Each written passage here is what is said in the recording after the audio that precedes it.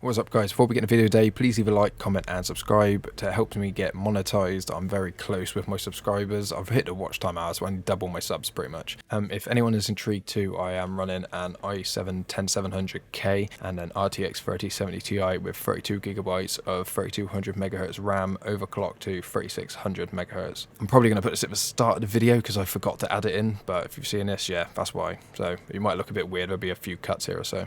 Anyway, getting into today's video, I'm going to be going over my settings. This is just going to be an overview of everything. Obviously a lot of this is down to preference, so for example general, crossplay, all this stuff just sort of leave standard. Network, don't really play around much with this to be honest. And then display, this is where things get a little bit interesting. So for some reason my full screen resolution has just reset, so yeah, it should be on 1440p, 144 Hz. This is what I've run my monitor on. 1440p I find the new standard now much better than 1080p. I've got a second one that's 1080p and much prefer 1440p.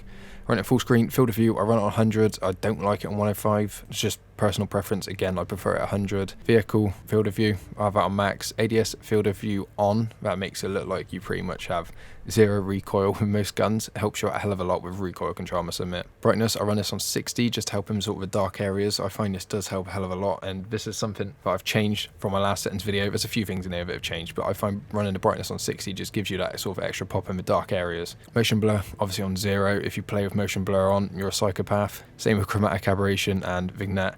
You need all these off unless you're going for a cinematic look, but to be honest, if you're playing first person shooter, you don't want any of this. Now, I run texture quality on high. I was running it on medium, but I didn't really notice much of a performance drop if I'm honest. Same with texture, filtering, light and quality, all of these I just keep on medium just so it makes the game look crisp. There's a lot of stuff like undergrowth quality you could probably keep on low, but you do get people that are sort of camping in bushes and stuff, so I keep it on medium just for that, especially on Spearhead as well. I find it sort of be better overall. Same with terrain quality, mesh quality, post-process quality. It's all down to personal preference, but I keep these all on medium. I find turning everything on low, I don't get much of a performance boost if I'm honest. Don't need post-processing on anything high, just keep that on low. Ambient occlusion off because we're not playing a campaign game. High fidelity objects amount, now I keep this on high because it increases or reduces the amount of soldiers and vehicles that can simultaneously be seen with highest fidelity animation. So I found when I've had this lower, it might just be me, I've had issues with seeing player animations in the distance, especially when sniping. Now this was when the game was in a rougher state, so maybe it's changed since then, but I keep this on high just in case. It says as well it has a may have an impact on performance, but I haven't noticed anything. Dynamic resolution scaling off, I run DLSS on quality. A lot of people are a bit like, oh, I don't run DLSS or any AI upscaling just because it makes the game look trash, but I mean, to be honest, if you're running it on ultra performance or performance, I don't even recommend for 4K, quality for 1440p, and if you're on 1080p, I probably wouldn't use it at all to be honest. But if you're gonna, I just prefer quality. I think that's the best all round. RTX ambient occlusion obviously off. NVIDIA retext low latency, have that enabled plus boost. Again, this is preference and down to your system.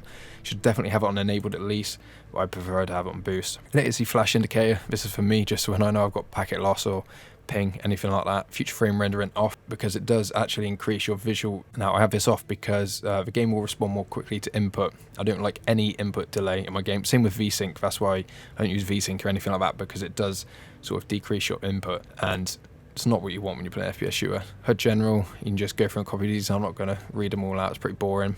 Colors, so I do have these as custom. So friendlies are like a dark blue. Shame as well because this isn't like Modern Warfare 2 where you can adjust the saturation, but it is what it is.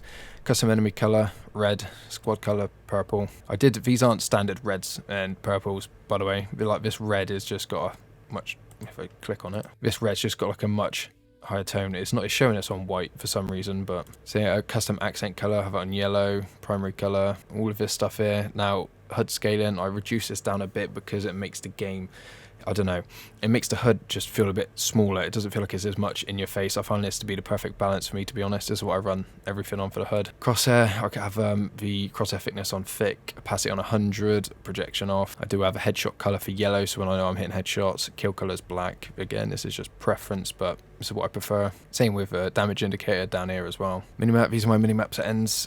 So when you're on ground vehicles, you can obviously see a bit more of the map, and I find, and on foot, I've just adjusted that. If you use the arrows, you can do it more precise, so you don't have these decimal points like I do here. I've just adjusted them so I don't have the decimal points. Air vehicles, more of the map. Ground vehicles, a bit less of the map, and then on foot, this is how much I prefer to have in the map. HUD icons, I don't think any of this matters. You can pause it and go through if you want. I just don't think this really matters at all, to be honest. Sound, I have my master volume on 35. Music, I did have this down, but it's reset since the update. That was on 30. The music is good in this game, but you don't want it to be too loud. Same with sound effects, I have that on max. In-game announcer volume, I have that on max as well. Probably shouldn't. 3D headphones as well for the audio mix, because I'm using a SteelSeries Arctis Pro. Audio and backgrounds off when you've got the game minimized. Hit indicators, Battlefield 2042.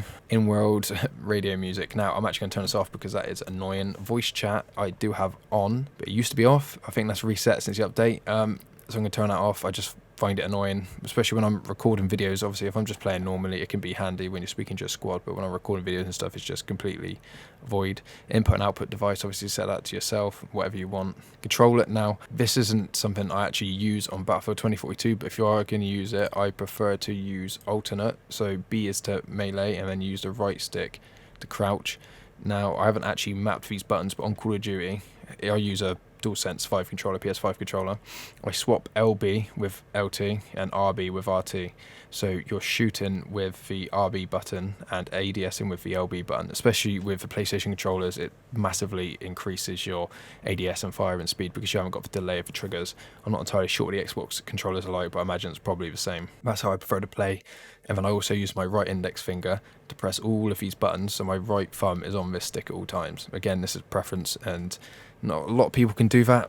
If you've got a SCUF controller nowadays, people use the paddles, but I've got no need for a paddle because I can use my index finger to press all of this. I could do everything without needing paddles. All of this stuff here is just stock. Centered dead zone, I haven't actually messed around with any of this, but my dead zone needed to be way lower. I think on COD I've got like a 0.5 or something like that. Not going to mess about with anything else. Mouse and keyboard. Now, my sensitivities on this, these are all subjective. So I've got my aim sensitivity on 10. You might think that's a bit low, but I've got my DPI on 1600 on my mouse. ADS field of view affected on, it's got all your field of view stuff. And I have actually changed a lot of the settings on here, but I don't use a regular keyboard because I was a controller player for over a decade. I use a Razer Tartarus V2, and I've just mapped all my buttons to that because it's got a thumbstick on it. It makes it way easier. Vehicle mouse aim sensitivity. I've got this on 5. Found this to be the sweet spot. It's just some other stuff on here. I don't know if that's going to help anyone. Again, accessibility, you got all your colours and stuff, all this sort of stuff. Concussion effect, I haven't actually seen this on here, but I'm going to change that to dark because that's quite annoying when you get concussed. But yeah, that's pretty much it, to be honest. If you enjoyed the video, please leave a like, comment, and subscribe.